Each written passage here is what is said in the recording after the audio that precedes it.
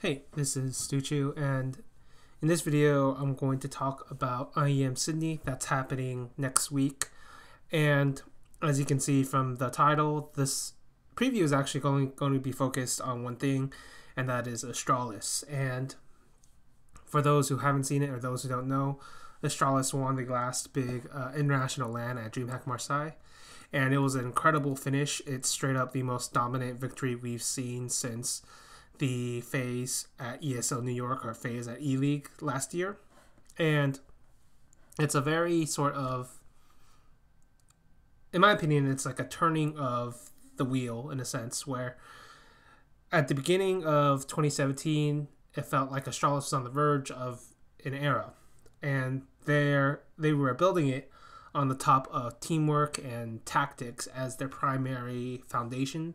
Like they had good players, and Device himself was certainly a candidate for MVP of that portion of the year, like one of the best players of the year, arguably the best at that point. But what was the primary reason they were winning, in my view, was because of the teamwork and tactics. But they were upended by FaZe, which is more of a collaboration of skill and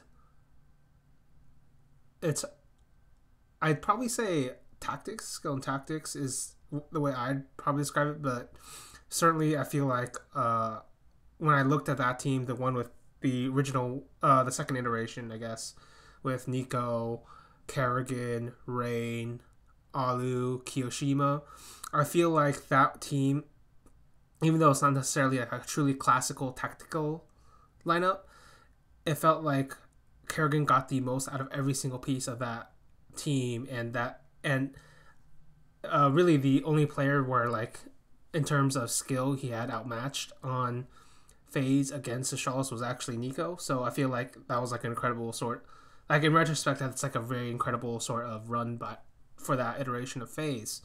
And then he gets upended by SK, which is a more of an all-round team, but I personally feel like that first iteration of SK, the one with Phelps, Coldzera, for all of them going off, I felt like that was much more, that had a bit more skill.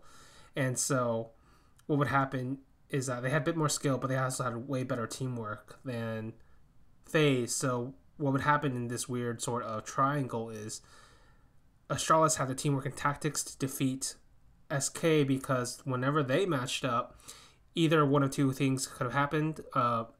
Either we saw it at the DreamHack Bucharest Major, where basically Device basically counter snipes Fallen all day, basically nullifying Fur, in my opinion, because Fur is a player who has to be first contact to be impactful. Like, he has to be one of the first guys in. He has to be the guy making the play. He has to be the first guy on the attack. And if in that particular situation, basically what happened was Device kept taking out Fallen before anything could go off, and Astralis couldn't beat FaZe at that point. And the reason I think that's the case is because FaZe had a bit more skill when they started matching up. Like, by that point in time, even though the names on paper should have been pretty equal, except for Nico, who was, in my opinion, a prodigy level talent. Kirby was falling off a bit. Glaive definitely fell off to what we would expect to be his average level. So basically, the skill differential was certainly in FaZe's favor in that particular matchup. And Kerrigan himself, in my opinion, is a natural counter to the style of what Glaive and Astralis was bringing about. Just like when I look back at those games, I look at the calling, I look at Kerrigan himself. Like, he is super focused. He is always doing very well individually speaking. It feels like he's always like figuring out the tendencies, or he's figuring out these stacks that Astralis was doing against his own team, and like just beat them that way. So then you have, that's why I said it's like skill and tactics. And then you have FaZe versus SK, and what happens is like they end up in like the 3v3 scenarios, and Coldzera would win. And oh, this is a part I guess I missed. Another reason Astralis specifically beats SK is because you go in those 3v3 scenarios. Like my opinion is like SK had the best teamwork outside of everybody except for Astralis. And when you got to these late game decision making moments, Astralis as a unit were better than coldzera as a single person. Now, in my opinion, coldzera is the best late game structural player we've ever seen in Counter-Strike go, but specifically against Astralis in those 3v3 situations, Astralis rarely fucked up. And then when they did, when they did, that's when coldzera could win. Or if like coldzera happened to be on an incredible peak of form on that particular day, then coldzera could also win. So that's kind of how it mashed up in my mind. But then what happens is you go long into later 2017, the form drops further, KRB gets worse, device starts slowing down a bit. Dupree goes up, that's great, but everybody else is like slowly declining. So it's only on the teamwork and tactics by that point for Astralis to win, and they don't have it. So it's just a battle between FaZe and SK, and we know how that goes. And the reason this DreamHack Marseille feels so pivotal, so important at this moment is it feels like it could be a real change of who is the most dominant team and what is the most dominant style right now. Because, in my opinion, it was skill. Because after the Bucharest Major, FaZe does the all-star team, and then it's all about skill, and then SK kicks out Phelps, gets Bolts, and then it's about teamwork. And in this iteration of in this year, I guess it's about, with Astralis winning, it's once again about teamwork and tactics, because I feel like the SK version, the one that was beating FaZe, was about skill and teamwork more so than their tactics. Even though tactically speaking, I did feel they were very good. It's just if I had to look at their different attributes, those are the two I'd say were above the other one, right? And so, just the way they won DreamHack Marseille, yeah, everybody individually went off. You can look at the ratings. Like I think, like the difference between all of their ratings was actually very small. But what really impressed me was their teamwork in the late game, the way their tactics were set up, the way their roles were set up. Everything was clicking. Everybody seems happy with the role. There's no conflicts. Dupree gets to play KRB's roles. Magus gets to play his more passive style, but sometimes he can be used as an entry and execute. So it all works out. It's all great. And so the question now becomes, who can beat Astralis? Because I wrote about this earlier, and the answer is, like, I don't think anybody can beat Astralis. Like, I don't think anybody has a legitimate chance to consistently beat Astralis. And so you look at the scenario we have before us: Liquid, Cloud9, SK, FaZe, Mouse, Fnatic, NIP. And at that point, you're just like really digging the surface. Like maybe you're hoping somehow like Gambit like returns to form. And I feel like that's iffy. I feel like that's very iffy because basically Hobbit's nowhere, and without Hobbit, you're not gonna do much, in my opinion. So you go through all those, and as I pointed out, like none of them have what it takes right now to beat Astralis, and none of them have the correct. Basically, in order for any of them to beat Astralis, I think they all have to like shuffle. Almost all of them have to shuffle again. Like some of them don't. Like I don't think like the Liquid one necessarily has to reshuffle, but I certainly think I certainly think like a lot of the other ones might have to. And then I'm still like not sold on Cloud9 just yet either way, so we'll have to see. But it's actually all very early, obviously, because we just had a bunch of recent shuffles. But in the next, I feel like in the next 3 months, that'll decide if nobody can beat Astralis, we're definitely going to see another reshuffles. What I'm thinking. But anyway, back to the actual topic of this video. My belief of what the storyline is going to be at this IEM Sydney is who can beat Astralis and in what conditions can they beat Astralis, because Astralis themselves have so many advantages right now. It's unbelievable. So first I'll explain what their advantages are. The first is that they're clearly the best team on Nuke, and they like playing Nuke. And so the reason this is important is because you're always going to get a permaban from Nuke against any other team at this point, because nobody really likes playing Nuke. And unlike, say, G2, where you can maybe float Nuke because G2 themselves don't like playing it, that's not going to be the case with Astralis. If you let Nuke through the ban, the pick ban, they're going to pick it, and then they're going to beat you on it, and there's nothing you can do. At the same time, Astralis have lost their permaban in Cobblestone, and it's been replaced with Dust 2. And Dust 2, obviously a huge, gigantic question mark for every team here. But just look at, if you just look at the pieces Astralis has, I think it's very likely they have what they need. They have Zipnix as a great anchor on B. They have a very mobile Opper and device on for the CT side, and they have a very like functional role system between all the different players. So I think it's possible for them to be good on Dust 2. But if I was them, I'd probably use that as my permaban just for this particular event, because my guess is that they'll want to practice it, and because it's so basically fresh in a sense. Like, yeah, everybody's played Dust 2 forever, but nobody really knows how it's going to go down because nobody's seen it in professional play for a long period of time. The meta has changed. Gunpower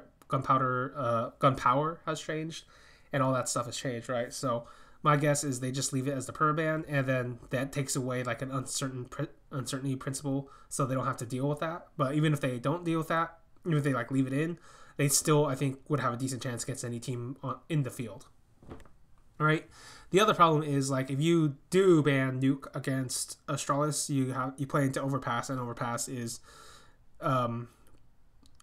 they're also the best on Overpass is my guess right now. Like, I tried really hard to think of a team that's better on Overpass than them, and there are no teams right now that are better than Overpass on them. Like there's none. Like, basically FaZe has died off of that after Olaf Meister, because of Olaf Meister leaving the team for like personal reasons, right? So without Olaf Meister, you have like a huge like hole for FaZe, and they can't fill that hole until he comes back, because Exist can't do it. So that's no good. And then who else do you have? SK. Well, they weren't even they already lost Overpass, so they're out. Mouse, certainly no. Navi, no. Team Liquid, we saw what happened, I think. Or did they play against I believe they did, but it might have just been Cash or something. Let me check real quick. But I'm almost certain Team Liquid got smashed on Overpass. Yeah, Team Liquid got smashed on Overpass. Cloud9 definitely don't like it, or at least I know FNS personally doesn't like that particular map. Like, they won it against FaZe, so it was like okay for them, but I'm gonna go ahead and guess like they don't have what it takes to beat Astralis. I think that's a reasonable assumption given what we know of each team's relative forms and how much each team has practiced. Cloud9 just recently doing that roster shuffle, so I don't think they have much of a hope beating them now, and certainly not so close to from a back-to-back event. So they have a for sure win on either Nuke or Overpass. All right, so in any best of 3, they will always be one up is my prediction. And then you go towards the other maps in the map pool. You have Cash, Train, Mirage, right? And when I look at it that way, it's like it's pretty iffy for everybody else in this world, right? Am I missing one? Cash, Train, Mirage. All right, Inferno, right? Those are the other 4 maps you have to deal with for Astralis, and I feel like basically they've already shown they could play any team on Mirage and be competitive. So, and because Mirage is the most played map, that's great. That's fucking great for Astralis, just because that's the favorite map of like Mouse and Fnatic, and if you're playing them on their like best maps, and you can defeat them on their best maps. Obviously, they haven't played Mouse, but I think outside of Mouse, they could basically beat everybody on Mirage, right? And if they're legitimately like afraid of playing Mauza and Mirage, they could just ban it. They don't need to, because I think what would happen is like you would get instant victory on Nuke or Overpass depending on how Mao's banned. Then you go to Mirage. Just ban Train because I think that's Mao's other good map, and then Mao's is kind of stuck on Inferno or Cash or Dust 2, or probably not Dust 2. I think, like I said, I think Astralis will keep that as better ban. But in every other map, I think Astralis would be favored to win anyway, so they're favored in that matchup. We've already seen them against Fnatic. We've seen them against Na'Vi. FaZe right now is looking very weak.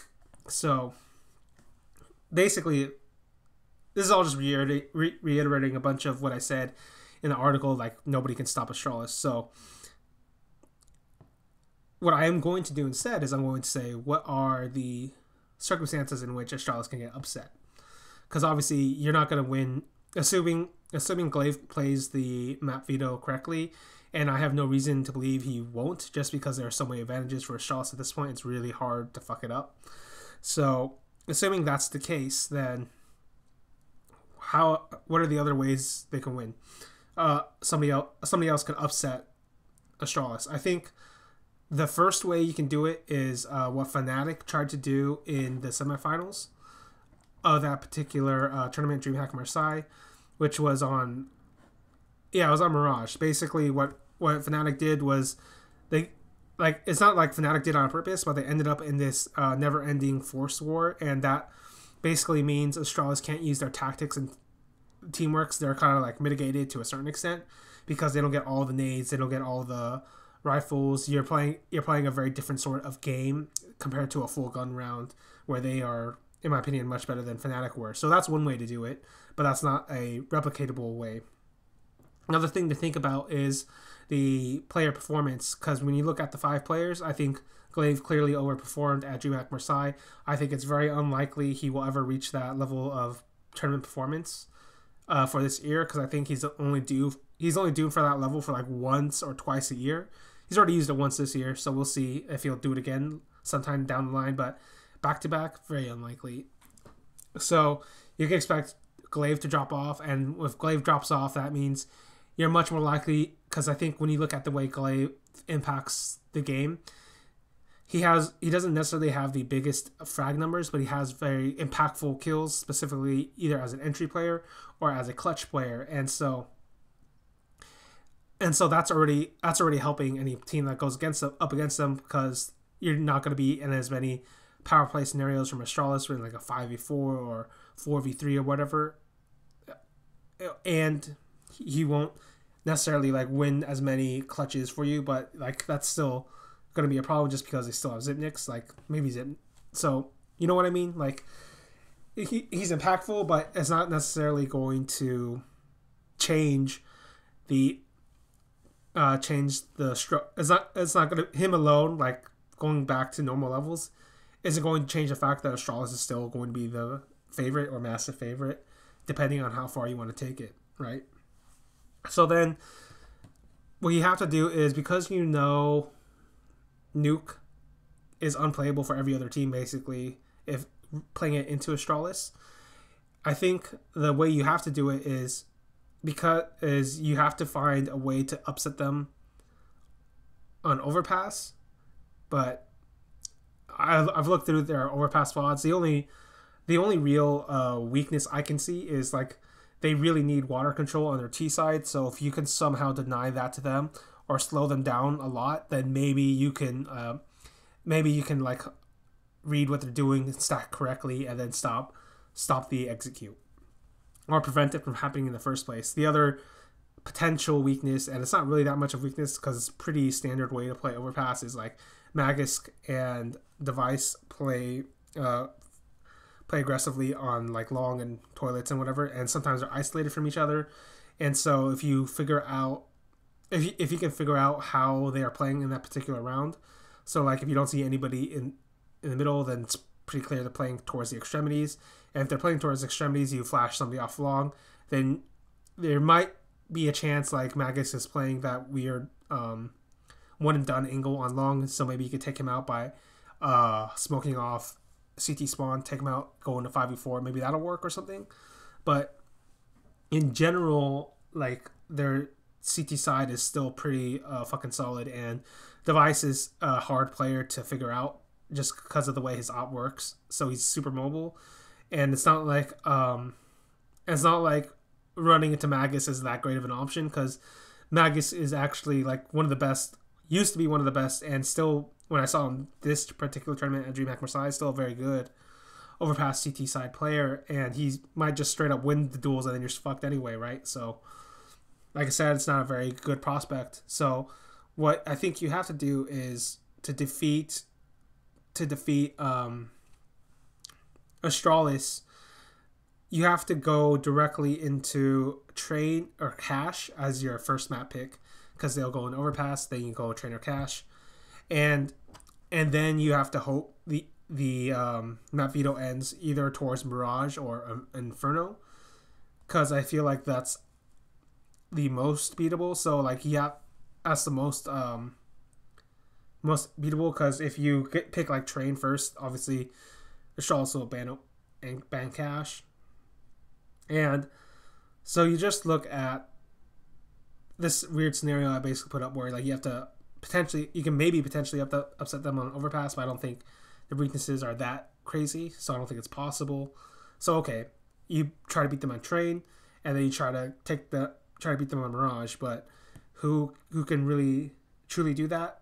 Maybe Mouse could do it, but because of the map veto, Mouse won't be allowed to play both of those. They'll only be allowed to play one of those, in my opinion.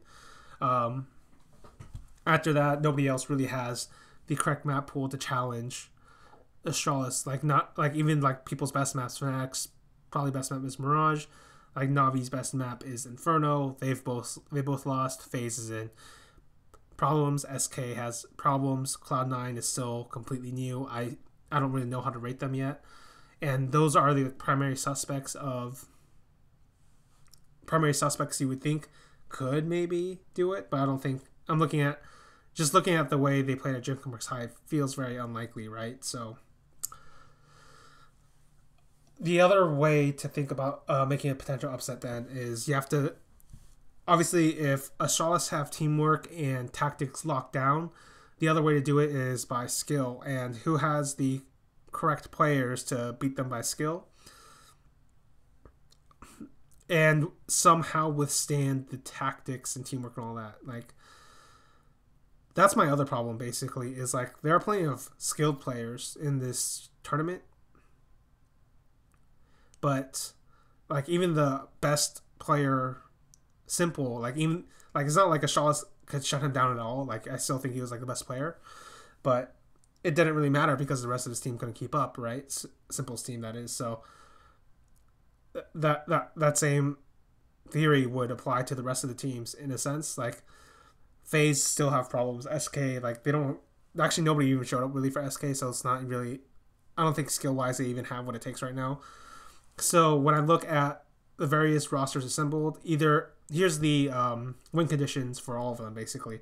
Cloud9 need to find an upset on Overpass and need to win like one of the other ones. I'm not sure which, because I haven't watched them online, so I don't know what map pool they're going towards, and I still think it's too early to say because they're basically new. So for Cloud9, their win condition is they have to find an upset, and then all three of their stars, Tarek, Automatic, and Skadoo, will have to show up, and even then, it's still going to be a toss-up at best. So yeah, I've put like, so it's very unlikely, but that's how I think Cloud9 would win if they could do it in a best of three. For FaZe, basically you need an all-time level performance from Guardian, Rain, and Nico. And like, there's something weird about the star players on FaZe right now. Like, they're not showing up consistently. Like, I'm fine with Rain not showing up consistently because of how his role works, basically. So it's really up to Guardian and Nico to really step up if they want any kind of chance to beat Astralis. SK, I don't think there's any like level of consistency in that team yet. They're changing everything, so we can't expect them. I don't think they have any chance to upset Fnatic. I think the only way they have an upset is if Flusha or JW or Lekro has like a godlike performance along with Crims. Now you can expect Crims to be that level of godlike, but one of the other three doesn't seem likely. It feels like Lekro is pretty volatile, so I don't know if he can hang at that level for an entire best of three. Flusha, we've seen he only did it like once in that crazy finals against FaZe. JW still up and down for me, but he's recently gotten better, so I think that's very unlikely. Na'Vi, like, they have simple for sure, certain, like, but they can't even win on their best map. Inferno, I think Na'Vi are like one roster move away from being a world class team. I basically think they need Adren to replace Edward or something like that. As for Mouse, there's certainly chances if you're just talking about pure skill, and like I said, if Astralis fuck up the map pool and somehow Mouse get to play both Train and Mirage, maybe that's in the cards for them. My problem with Mouse is like their T side isn't nearly as is going to be nearly as good as it was at like DreamHack Marseille, and even then they lost to Na'Vi because LMBT was calling it that tournament. So we'll have to see. I just think they're, in terms of tactics, they don't really match up well enough against Astralis. In terms of teamwork, they definitely don't match up well against Astralis. So if you're just talking about pure skill, well, they don't have they don't have the consistency level it takes. Like, yeah, Oscar at his peak, he could definitely win along with Ropes and Sunny, but if you've seen Oscar play, it's super up and down. If you've seen and then Sunny is kind of new at this level, and Rops is like completely new at this level. So, like I said, it's very slim pickings to try to find like some very complicated scenario in which somebody can upset Astralis. So, my prediction is Astralis continue to dominate and win this one in a very clean sweep, like maybe dropping at most 1 or 2 maps. That's my guess. All right. See you guys later.